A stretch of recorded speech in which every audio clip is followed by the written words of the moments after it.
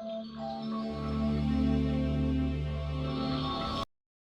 اللہ الرحمن الرحیم۔ یہ حضور صلی اللہ علیہ وسلم کے دور کی بات ہے۔ مسلمان مکہ سے مدینہ ہجرت کر چکے تھے۔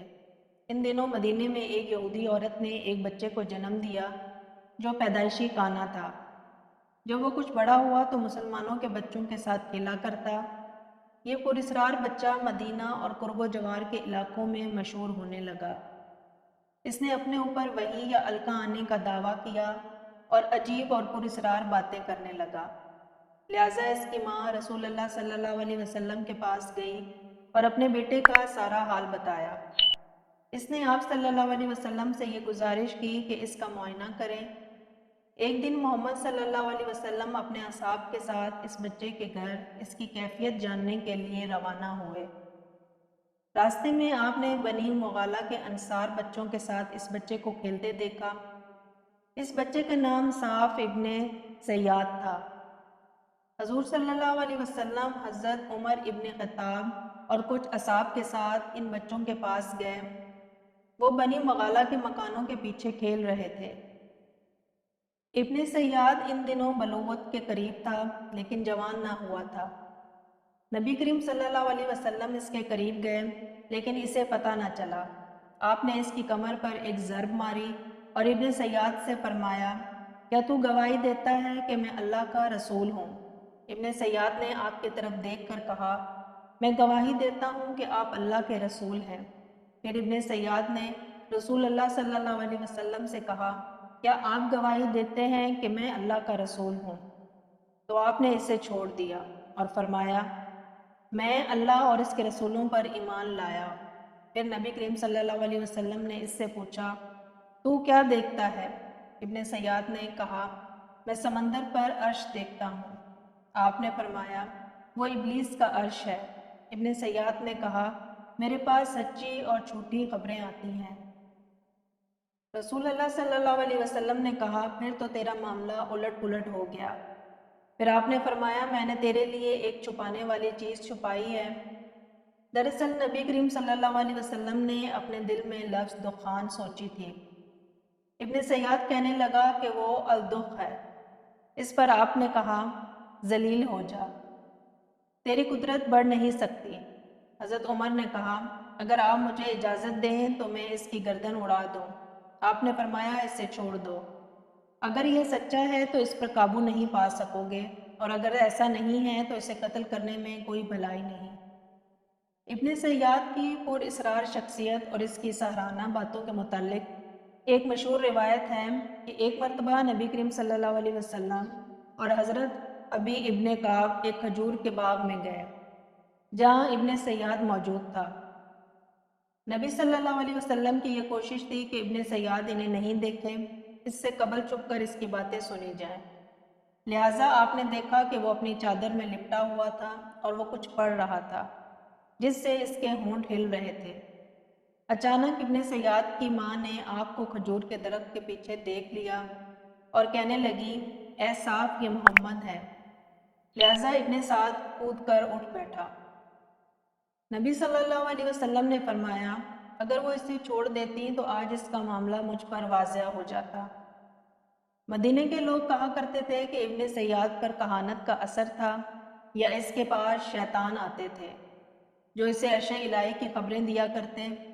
دراصل نبی کریم صلی اللہ علیہ وسلم نے ابن سیاد کے معاملے میں سکوت اختیار کیا تھا کیونکہ آپ کی طرف یہ وحی نہیں کی گئی تھی کہ ابن سیاد کی کیا حقیقت ہے، جبکہ کچھ صحابہ کا یہ خیال ہے کہ ابن سیاد ہی دجال ہے، مگر حضرت جابر بن عبداللہ اللہ کی قسم اٹھا کر کہتے ہیں کہ ابن سیاد ہی دجال ہے۔ حضرت عمر رضی اللہ تعالیٰ عنہ رسول اللہ صلی اللہ علیہ وسلم کے سامنے ابن سیاد کو دجال کہا کرتے تھے، لیکن آپ نے اس بات کا کبھی نہ انکار کیا اور نہ ہی اقرار۔ تاریخی کتابوں میں ابن سیاد کے متعلق یہ بھی آتا ہے کہ ابن سیاد اور اس کی ماں نے بعد میں اسلام قبول کر لیا تھا، اور ابن سیاد لوگوں سے کہا کرتا تھا کہ وہ دجال نہیں ہے، لیکن اس کے باوجود لوگ ابن سیاد کے متعلق شک میں رہا کرتے تھے۔ وہ ہمیشہ عجیب و غریب باتیں کیا کرتا۔ لہٰذا حضرت ابو سعید خدری رضی اللہ تعالیٰ عنہ بیان کرتے ہیں کہ ہم حج یا عمرے کے لیے نکلے تو ہمارے ساتھ ابن سیاد بھی تھا۔ آپ نے ایک جگہ آرام کرنے کے لیے پڑاؤ ڈالا تو ہمارے قافلے میں موجود لوگ بکھر گئے، مگر میں اور ابن سیاد ایک جگہ باقی رہ گئے۔ مجھے ابن سیاد کو دیکھ کر بہت خوف محسوس ہوئی، کیونکہ اس کے بارے میں لوگ بہت سی باتیں کیا کرتے۔ حضرت ابو سعید کہتے ہیں کہ اس نے اپنا سامان میرے سامان کے ساتھ لا کر رکھ دیا۔ میں نے کہا کہ گرمی بہت سخت ہے، بہتر ہوتا کہ تم اپنا سامان اس درخت کے نیچے رکھ دیتے۔ لہٰذا اس نے ایسا ہی کیا اور دوسرے درخت کے نیچے اپنا سامان رکھ دیا۔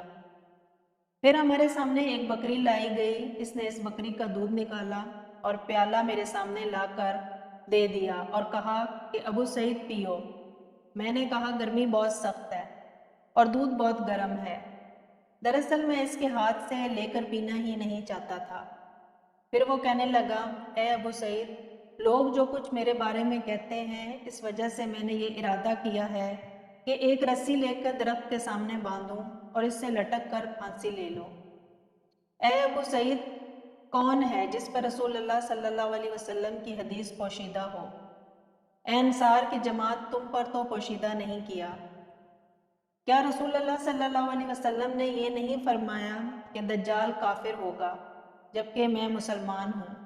کیا آپ نے یہ نہیں فرمایا تھا کہ دجال بانجھ ہوگا اور اس کی کوئی اولاد نہ ہوگی اور میں تو اپنا بیٹا مدینہ چھوڑ کر آیا ہوں؟ کیا رسول اللہ نے یہ نہیں فرمایا تھا کہ دجال مکہ اور مدینہ میں داخل نہ ہو سکے گا اور میں مدینہ سے آ رہا ہوں اور مکے کا ارادہ ہے؟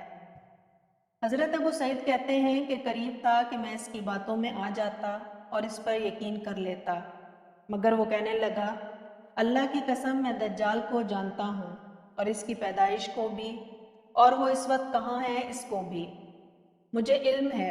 حضرت ابو سعید نے کہا، ساری عمر تیری تباہی ہو۔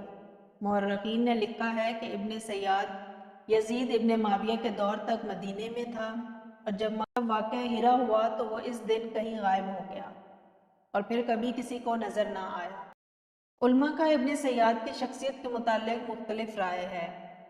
علماء اور محدثین کی ایک جماعت کے نزدیک ابن سیاد مسلمان تھا اور مدینہ میں ہی مرا۔ جب اس کا نماز جنازہ پڑھایا گیا تو اس کا چہرہ کھول کر لوگوں کو دکھایا گیا تاکہ بات واضح ہو جائے۔ ابن سیاد نے جہاد بھی کیا تھا اور حج بھی، اور مسلمانوں کے درمیان زندگی گزاری، لیکن وہ خود ایسی باتیں کیا کرتا تھا کہ لوگ اس پر شک کیا کرتے۔ بعض علماء نے لکھا ہے کہ نبی کریم صلی اللہ علیہ وسلم نے اس امت میں جن کی دجالوں کے آنے کی خبر دی ہے جو قیامت سے قبل ظاہر ہوں گے۔ ابن سیاد ان دجالوں میں سے ایک دجال ہے، لیکن وہ دجال اکبر نہیں ہے جو قیامت کے قریب نکلے گا۔ یہ قول سب سے معقول مانی جاتی ہے۔ ابن سیاد کے متعلق آپ کی کیا رائے ہے؟ اپنی معلومات کمنٹ باکس میں ضرور لکھیے گا۔ امید ہے آپ کو ہماری آج کی یہ ویڈیو بھی ضرور پسند آئی ہوگی۔ اگر ویڈیو پسند آئی ہے تو سب سے پہلے اس کو لائک کریں، شیئر کریں اور کمنٹ سیکشن میں اپنی رائے کا اظہار لازمی دیجیے گا، اور ہمارے چینل کو سبسکرائب کرنا بھی مت بھولیے گا۔ مجھے اگلی ویڈیو تک دیں اجازت۔ اللہ حافظ۔